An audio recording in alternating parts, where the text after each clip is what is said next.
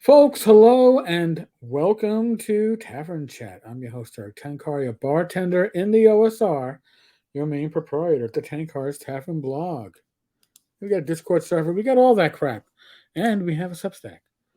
tenkarstavern.substack.com, so you can actually follow this channel, the channels of my co-hosts, channels that are friends of this channel. One-stop shopping, get your weekly updates. It should have been out yesterday or early today for the week. It's been delayed. So why has it been delayed? Well, that's a bit about the topic that we have here, right?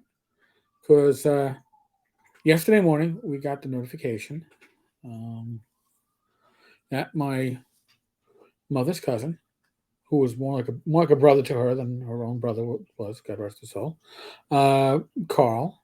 Uh, my mother has had power of attorney for the last, I don't know, 9 years. But Carl passed. He was in a nursing home. He had been in assisted living for a number of years. Uh, it was at the state where the body was still going on, but the self, the soul, had already largely moved on. And we got the notification yesterday morning that he had passed earlier in the morning. And realized last night, as Rich and I were lying in bed, it's like, hey, didn't his wife Mary Lou die like 9 years ago, like day before Thanksgiving? And I looked up for the year. And day before Thanksgiving was yesterday. So he waited like 9 years after his wife passed to shed his mortal shell. And it got me thinking too, because when we play these RPGs, right, these characters we make are an extension of ourselves to some extent, even if they're nothing like us, they're an extension.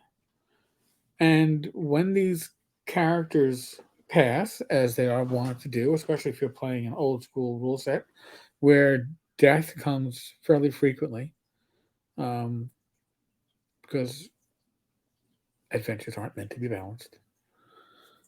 And a lot of times your player characters will go against odds that are insurmountable to some extent. Um, we kind of treat death cheaply, right?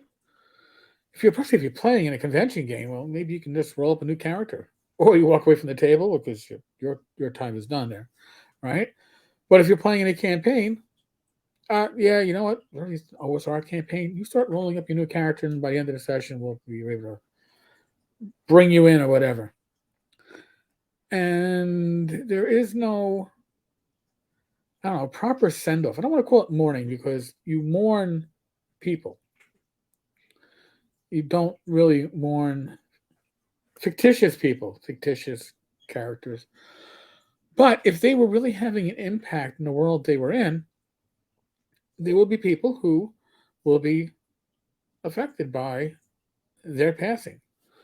If they died heroically, maybe in a local tavern, they're going to be wanting to raise drinks to him, and maybe they'll be buying the party drinks to remember the lost comrade.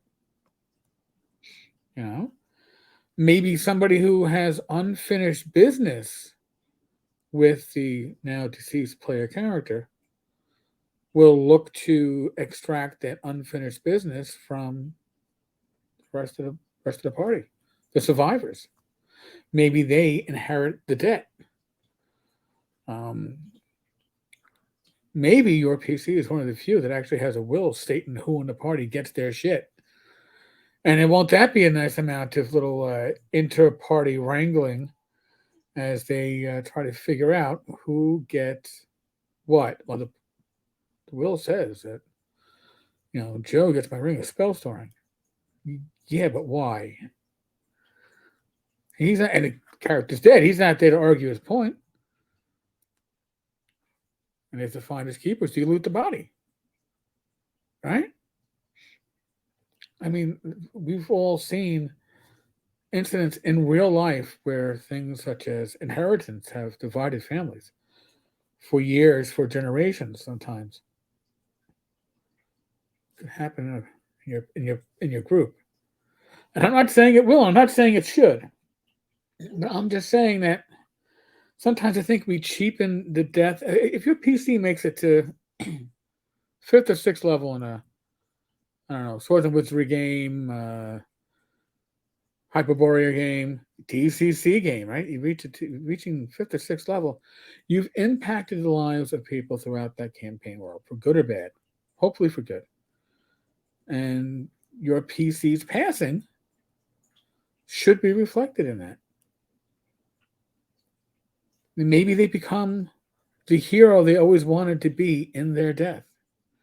Maybe that's when the bards take up their cause and start telling tales that never happened, but could have.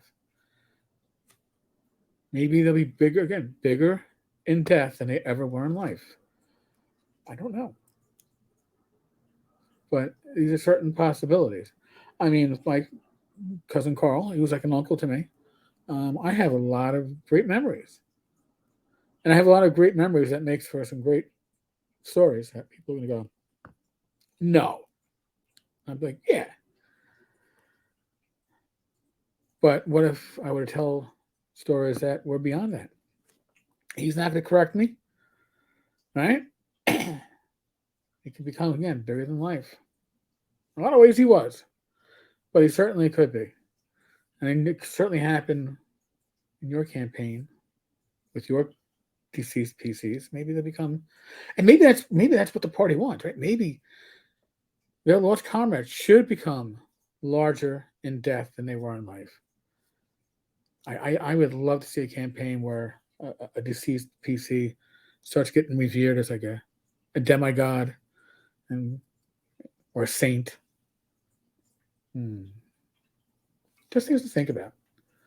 Random thoughts as I have death and mourning on my mind. So I will try to get out the Substack newsletter for this week later on today. Tomorrow, afternoon and evening wake.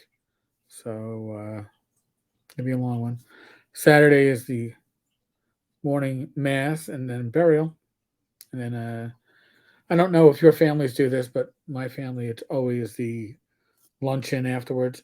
It would have been at our local pub, but the local pub is no longer there. So you may be doing Italian this time.